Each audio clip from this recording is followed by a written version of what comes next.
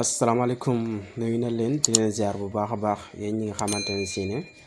yéen ngi siifur seen chaîne bi di seen Omzo TV officiel si TikTok bi ak si YouTube bi yëpp ñu ngi leen si jaajëfal bu baax a baax di leen nuyu di leen ziar ñu ngi leen si jaajëfal bu baax a baax di wax na rek mi di doog a tomb seen vidéo nga abonné comme noonu te nga bës cloche de notification bi pour ngay bañ di manqué suñ aucune vidéo suñ benn vidéo bu ñu dugalee rek automatiquement YouTube dina la envoyé benn notification wax la ne dugal nañ benn vidéo. dañuy ñëwaat ak yow si beneen astuce rek si ñëw ak yéen si astuce yu am solo ni ngeen di defal li suñu chaîne bi di seen Omzo TV officiel di ñëw ak yow si astuce bi tamit si fonctionnalité WhatsApp bi tamit xool nañ ne si la nekk muy message éphémère. message éphémère nag njëriñ ji am pour maanaam ngay par exemple ngay discuter kenn ko xamante ne si ne li ngeen di discuter dafa bëri trop te amaana tamit xëy na bëggoo tamit keneen xam li ngeen di discuter message éphémère bi heure boo ko activé rek heure bu demee ba dem une semaine 7 jours rek message yi ngeen doon discutante yëpp day daal di supprimer wu automatiquement. loolu moo tax ñu naan message éphémère heure boo ko activé rek lépp leen mën a discuter rek bu amee 7 jours day supprimer wu si yow te en plus tamit day supprimer wu si moom muy message éphémère boo ko activé bu demee ba am 7 jours rek message yi ngeen doon discuter yëpp loolu day daal di supprimer wu te loolu loo am njëriñ la bu xamante ne si ne bëggoo tamit yi nga xamante ne yéen a ngi discuter muy des si moom wala tamit muy des si yow ba keneen di sam yoon loolu boo ko bëggee dindi rek loolu si yomb la si nouvelle fonctionnalité xamante ne si ne am na si WhatsApp bi. loolu sa facile pour loolu nga mën ko am rek boo xoolee message éphémère bëri nañ am na si WhatsApp yëpp WhatsApp simple beeg yeneen WhatsApp yëpp am na si boo xoolee moo nekk nii lay mel muy message éphémère bi. léegi nag nii lay mel léegi nag dañuy ñëw dugg suñu WhatsApp ñu wan la naka ngay activer message éphémère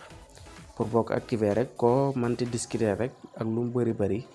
bu demee ba xamante ne si ne mat na 7 jours rek une semaine message yi day daal di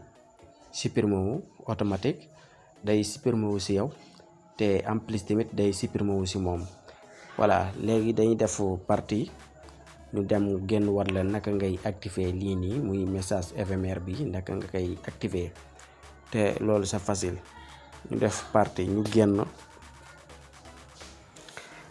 léegi def nañ partie suñu defee partie fan lañ war a dem pour activer message éphémère bi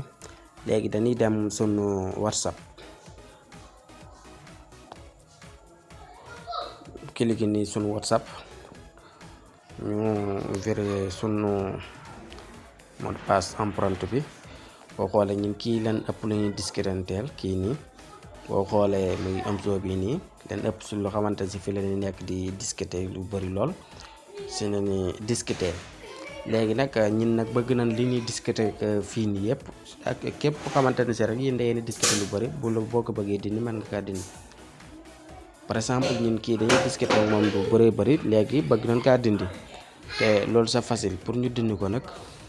da ngay ñëw nga cliquer fii si kaw logo bi nii nga cliquer si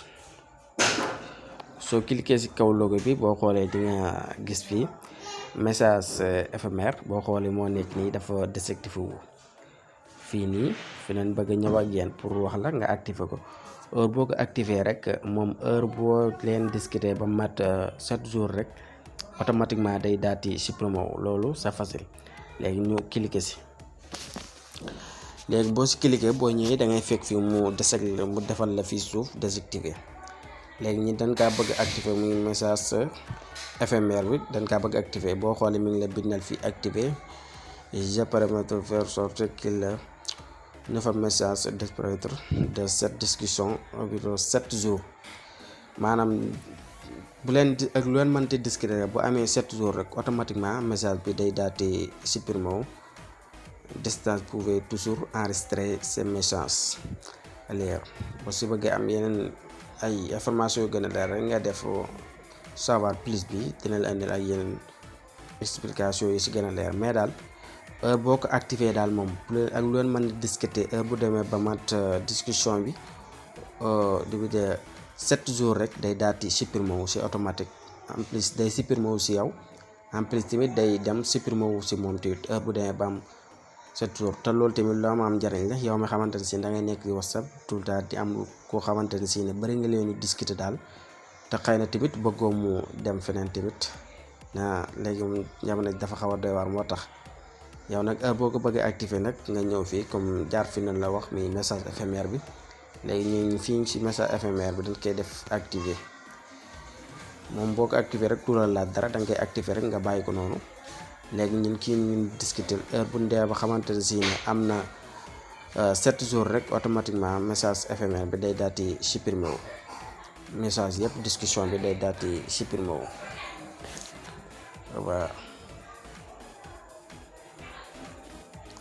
voilà boo xoolee ça c'est des paramètres parce que ñu duggaat xool ba am lii si message éphémère bi ba léegi activer ko